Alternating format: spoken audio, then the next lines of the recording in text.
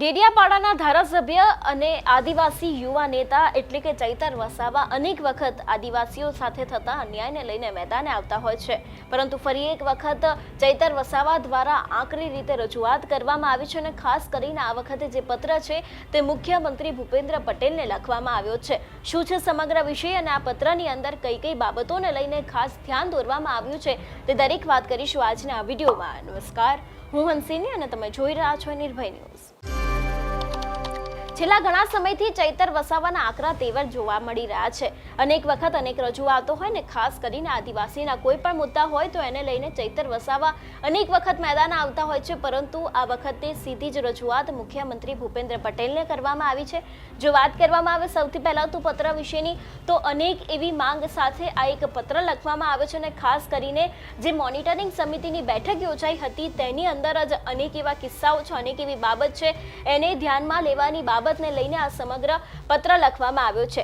સૌથી પહેલા તો વાત કરવામાં આવે તો લખવામાં આવ્યું છે કે દેશમાં અનુસૂચિત જાતિ અને અનુસૂચિત આદિજાતિ લોકો પર થતા અત્યાચાર અને ઉત્પીડનના બનાવોને રોકવા માટે અનુસૂચિત જાતિ અને અનુસૂચિત આદિજાતિ અધિનિયમ 1989 લાગુ કરવામાં આવ્યો, જેમાં 1995 તથા 2016માં વધુ સુધારાના નિયમો સાથે લાગુ કરવામાં આવેલ છે, જેની ચુસ્ત અમલવારી માટે કેટલીક બાબતો પર આપની સમિતિને ગંભીરતાપૂર્વક ધ્યાન દોરવા માંગુ છું। એટલે ખાસ કરીને અહીં જે એક ધ્યાન દોરવાની બાબતને લઈને પણ આ સમગ્ર પત્ર લખવામાં આવ્યો છે। સૌથી પહેલા જે માંગ કરવામાં આવી છે એના વિશેની જો વાત કરવામાં આવે તો અહીં સૌથી પહેલા લખવામાં આવ્યું છે કે કેટલાક કિસ્સાઓમાં નિમાયેલા તપાસ અધિકારી કે થાણા અધિકારી દ્વારા આવા કિસ્સાઓમાં ભોગ બનનાર વ્યક્તિ અને સાક્ષીઓના કેસ નોંધાતા નથી, સ્થળ તપાસમાં પણ પોતે જતા નથી અને સમય પસાર કરી ભોગ બનનાર વ્યક્તિ ઉપર સમાધાન કરવા દબાણ ઊભું કરવામાં આવે છે। ક્યારેક તો આવા કિસ્સાઓમાં આરોપીઓ ઉપર 151 કરી મામલતદાર સામે રજૂઆત કરી સંતોષ મનાવવામાં આવે છે અને ઘણા કેસોમાં પોલીસ સ્ટેશનોમાં ટેબલ જામીન આપવામાં આવતા હોય છે। ચાર્જશીટ ફાઇલ કરવામાં પણ વિલંબ કરવામાં આવતો હોય છે। અનેક વખત એવા કિસ્સાઓ સામે આવતા હોય છે। ખાસ કરીને અહીં લખવામાં આવ્યું છે કે કિસ્સાઓમાં ભોગ બનનાર વ્યક્તિ અને સાક્ષીઓના કેસ પણ નોંધવામાં આવતા નથી।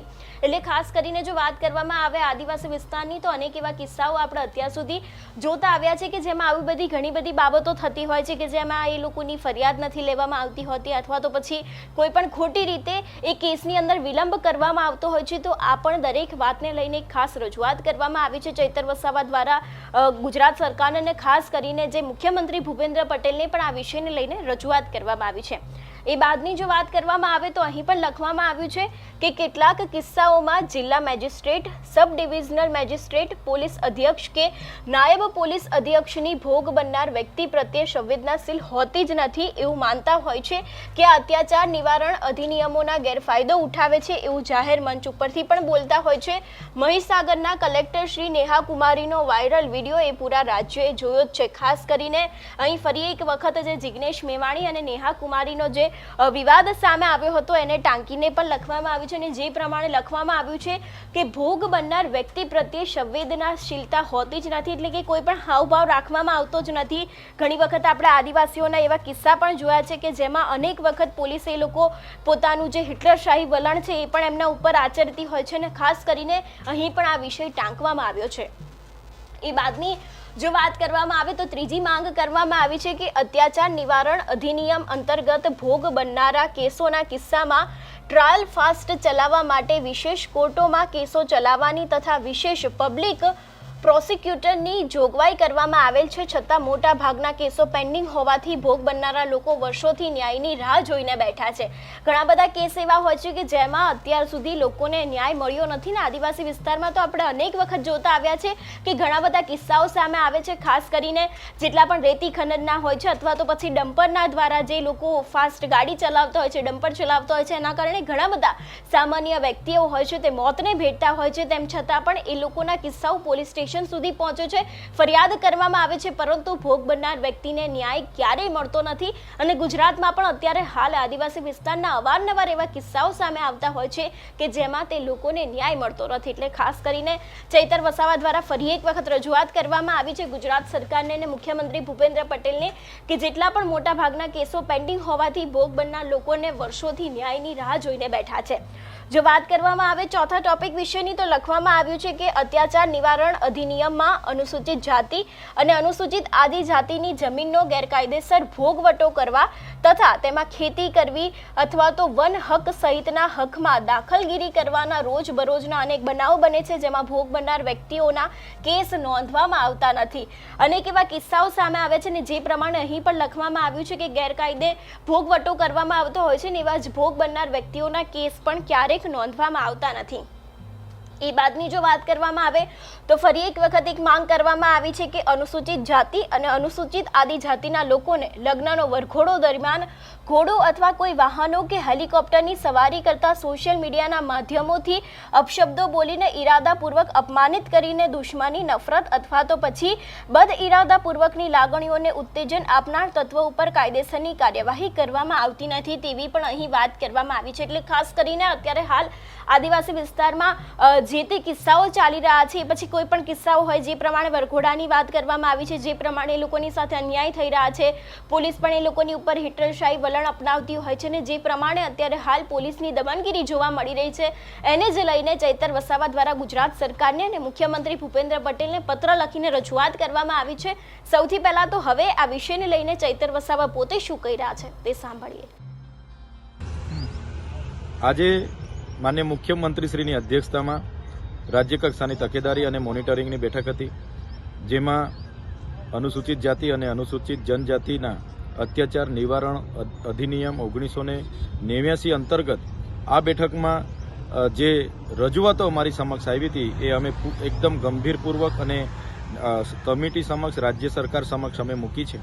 જેમાં જ્યાં પણ અનુસૂચિત જાતિ અને જનજાતિ પર અત્યાચારો થાય છે ત્યારે એ લોકો પોલીસ સ્ટેશને જતા હોય ત્યારે થાણા ઇન્ચાર્જ, તપાસ અધિકારી કે જે પણ લોકો હોય છે એ એટ્રોસિટી એક્ટ દાખલ કરવાની જગ્યાએ 151ના જામીનો લેતા હોય છે અને ઘણી વખત એટ્રોસિટી એક્ટના બનાવોમાં પોલીસ સ્ટેશને ટેબલ જામીનો પણ આપી દેતા હોય છે. ઘણા કેસો એવા હોય છે કે જે કેસોના આરોપીને આજ દિન સુધી પકડવામાં પણ નથી આવ્યા. જે તમામ આંકડા સહિતની માહિતી આજે હતી ત્યારે અમે મુખ્યમંત્રીશ્રીને કીધું છે કે જે પણ આરોપીઓ આજ દિન સુધી નથી પકડે એમને તાત્કાલિક ધોરણે પકડવામાં આવે અને જે પણ કેસો આજે કોર્ટમાં પેન્ડિંગ છે એ કોર્ટમાં પેન્ડિંગ કેસોનું નિરાકરણ, નિકાલ લાવવા માટેની અમે એક રજૂઆત કરી છે. સાથે સાથે ગુજરાતમાં દલિત અને આદિવાસીઓની જમીનો પર જે ગેરકાયદેસર રીતે બિન આદિવાસી લોકોએ દબાણો કર્યા છે એ કબજાઓ ફરી આદિવાસીઓને મળે, દલિતોને મળે અને એમના પર એટ્રોસિટી એક્ટ અંતર્ગત કાયદેસરની કાર્યવાહી કરવામાં આવે એની પણ અમે માંગ કરી છે.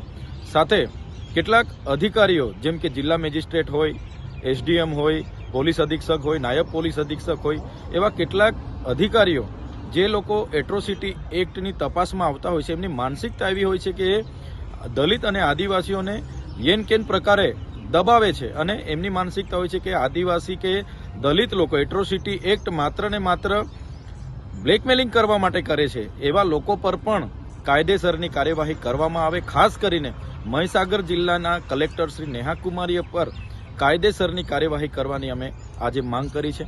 સાથે સાથે જે પણ સ્પેશિયલ કોર્ટો એટ્રોસિટી એક્ટના કેસો ચલાવવા માટે બનાવી છે એને સ્પેશિયલ આ જ કેસો ચલાવવાની પરવાનગી આપવામાં આવે. સાથે સમરસતા હોસ્ટેલો આવનારા દિવસોમાં ગુજરાતમાં નવી બનાવવામાં આવે એની પણ અમે માંગ કરી છે. ત્યારે આજની આ મિટિંગમાં કમિટીના અધ્યક્ષ એવા મુખ્યમંત્રીશ્રી અને તમામ પોલીસના વડા હોય, સામાજિક મંત્રી હોય, આદિજાતિ વિકાસ વિભાગના મંત્રી હોય કે એના સેક્રેટરી હોય, તમામ લોકોની ઉપસ્થિતિમાં અમે જે પ્રશ્નો ઉપસ્થિત કર્યા છે એનું આવનારા દિવસોમાં કમિટી નિરાકરણ લાવે એ અમે માંગ કરી છે અને આવનારી મિટિંગમાં અમે ચોક્કસ આજની રજૂઆતોનું નિરાકરણ આવ્યું છે કે કેમ એની આવનારી મિટિંગમાં અમે તકેદારી લઈશું. ખાસ કરીને જો વાત કરવામાં આવે આદિવાસી વિસ્તારની તો અત્યારે હાલ આદિવાસી વિસ્તારમાં ઘણી બધી અન્યાય થતા હોય, આદિવાસી લોકો સાથે એવી ઘટનાઓ સામે આવી રહી છે. પરંતુ હવે આગામી દિવસમાં જોવાનું રહેશે કે આદિવાસી વિસ્તારને લઈને શું ખરેખર ભારતીય જનતા પાર્ટીના નેતાઓ દ્વારા કોઈ કામગીરી કરવામાં આવશે કે કેમ. તમારું શું માનવું છે આ વિષયને લઈને અમને કમેન્ટ કરીને ચોક્કસથી જણાવજો. તેની સાથે જ અમારી ચેનલ નિર્ભય ન્યૂઝને લાઇક, શેર અને સબસ્ક્રાઇબ કરવાનું ભૂલશો નહીં. નમસ્કાર.